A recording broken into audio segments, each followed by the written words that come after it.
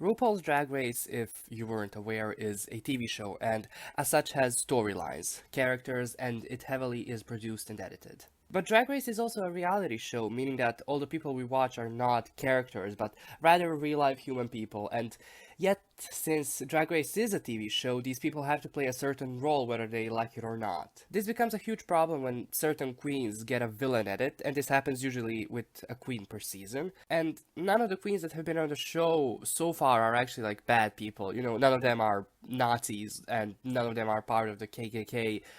None of them are fans of Post Malone that we know of, and yet RuPaul and the fans decide to antagonize them on and off the show. Firstly, it's ironic for RuPaul to call all the queens his children and yet always go out of his way to demonize or attack some of them just because they disagree with him on certain things. Queens that come to mind here are Carmen Carrera, Courtney Act, and most recently the Vixen. Secondly, the fans of Drag Race tend to cross the line a lot when it comes to what they say to another human individual just because they didn't like the fact that they beat Katya in a lip sync, for example. Most recently, Asia O'Hara, one of the sweetest queens from season 10, was attacked by some fans quite literally only because she was black. Well, okay, correction. Not just attacked, but she was threatened to be burned alive. So, feeding fans like this material to hate certain queens is not what Drag Race, the first ever mainstream queer people only show, should be about. And again, when I say villain of the season, I need to make myself perfectly clear. None of these queens are actually bad people. They just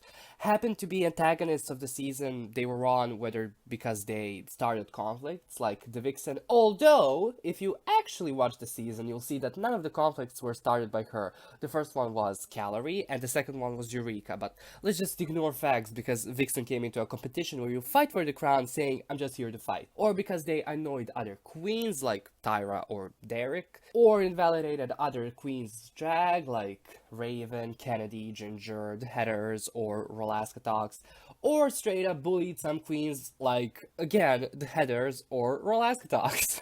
But the most hated queen from Drag Race is probably Phi Phi O'Hara. And yes, I get it. On season 4, she started conflicts, she annoyed other queens, she invalidated others' drag, and she straight up bullied and manipulated queens. But, she was very unlikable back then, and none of this really excuses people harassing her. But Season 4 is not what I want to talk about. This video is primarily about Phi Phi's edit on All Stars 2, and what I'm gonna do now is look at the things she did on All Stars and explain why her edit was unjust. Episode 1, from Phi Phi, we learned that she came to All Stars not just to win, but also to show people that she has changed, that she's not this little loud monster that she was on Season 4, and she happens to land in bottom 3, and during deliberation she doesn't do anything even remotely bad, so there isn't much about episode 1 to say. Episode 2, before Snatch Game, she tells Roxy that her Sofia Vergara needs a thicker accent. I love Ellen.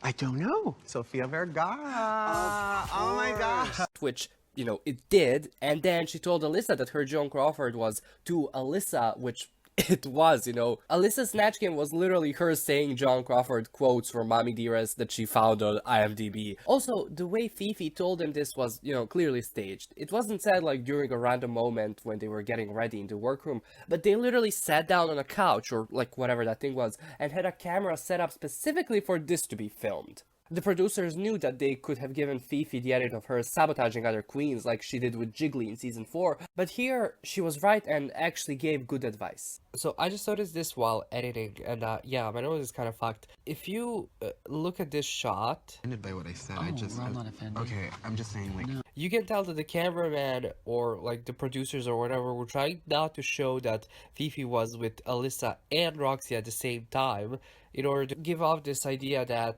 Phi Phi went out of her way to tell separately Alyssa and then Roxy things about their Snatch Games. In episode 3, a similar thing happened. She told the queens her thoughts on their performances on the main stage, and then in confessionals the queens reacted like Phi Phi told them to kill themselves. Episode 4 is the turning point for her character.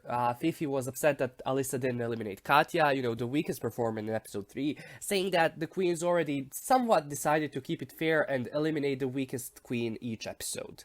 I mean, okay, she didn't have a problem with that when Alaska eliminated Tatiana, but like, okay. Fifi just wanted to keep the competition fair, and she confronted Alyssa about it, so there's nothing villainous about that. With Alyssa's elimination came the final blow to Fifi on All Stars. In an extremely staged shot, Fifi talks about her frustration with the judges giving certain queens like Alyssa a pass just because they are a fan favorite, that they are likable, ridiculous, funny, or like whatever adjective you want to use. But again, she didn't have a problem when they did it with Alaska, but like, whatever. But Fifi isn't wrong here. You know, certain queens always coast through the competition just because they have a certain type of a personality, and she called out the judges for it, not the queens themselves. She again mentioned Alyssa saving Katya, and also the fact that Alyssa was justly eliminated in episode 4, given that she really was the worst in this episode. In episode 5, Fifi's transformation into the villain of the season was fulfilled. All the likable queens ganged up on her after she was asked to share her opinion. She, as literally every other queen ever on Drag Race, was frustrated that the eliminated queens have returned